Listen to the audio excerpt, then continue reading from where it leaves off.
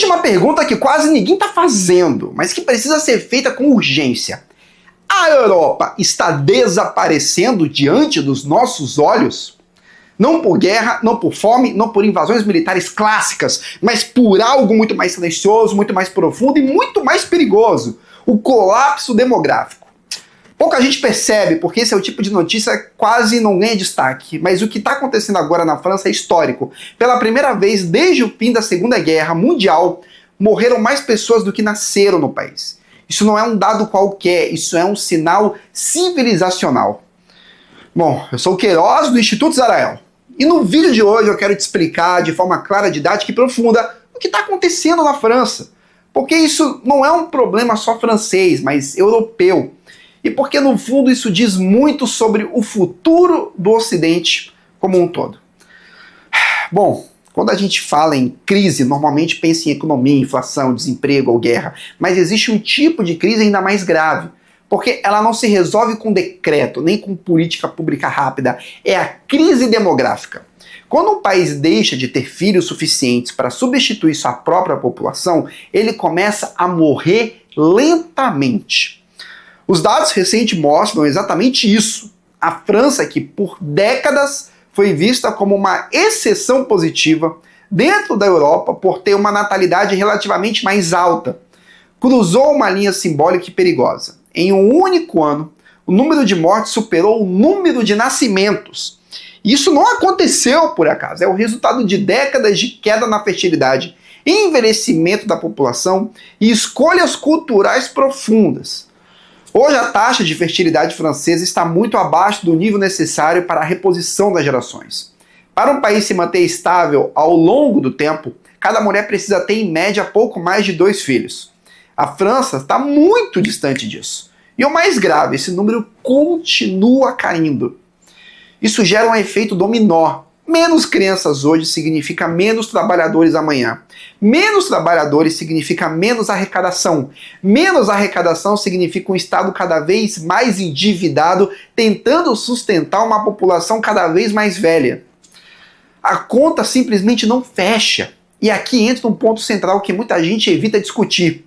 A França, assim como outros países europeus, tem mantido sua população total relativamente estável. Não porque os franceses estejam tendo mais filhos, mas porque o país recebe muitos imigrantes.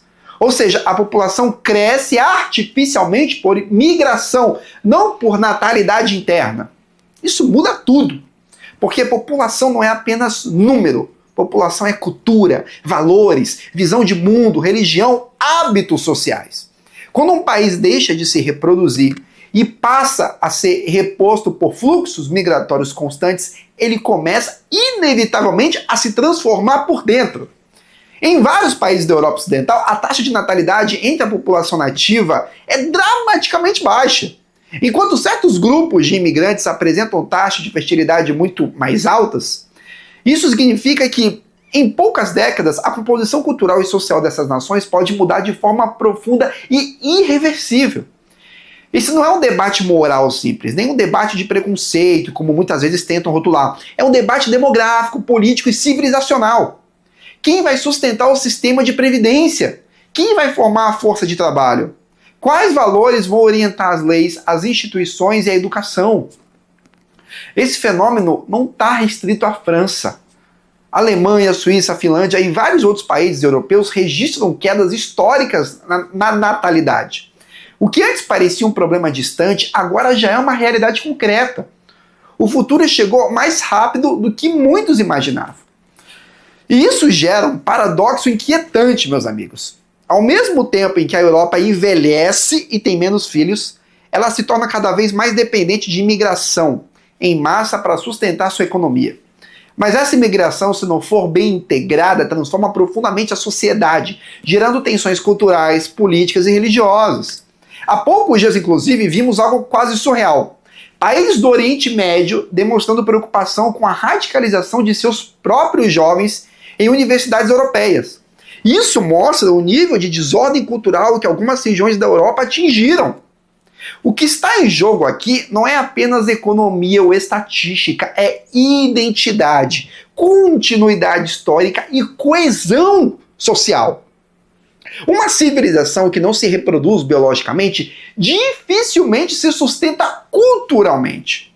E talvez a pergunta mais incômoda de todos seja essa: por que os europeus pararam de ter filhos?